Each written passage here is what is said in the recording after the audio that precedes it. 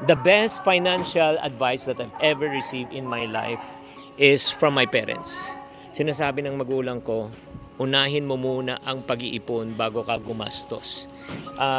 Kaya nga nung bata pa ako talaga, hindi ko makalimutan yung parating tinitipid kami talaga ng magulang ko.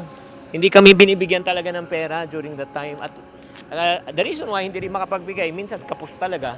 So talagang tinuturo sa amin yung principle of delayed gratification.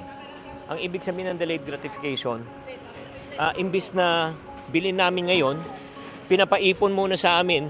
Pag nabuo na namin yung pera, tsaka namin pwedeng bilhin.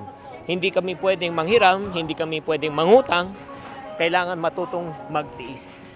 Kaya nga, ako nagpapasalamat ako sa nanay ko talaga that they really taught us to save when we were young. Kasi sinabi ni mama ko na hindi ko makalimutan, anak, pag walang piso, walang sandaan. Pag walang sandaan, walang libo. Pag walang libo, walang daan libo.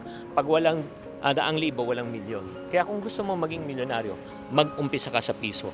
Pag hindi ka marunong mag-umpisa sa piso, huwag ka nang mangarap na ikaw ay magiging milyonaryo.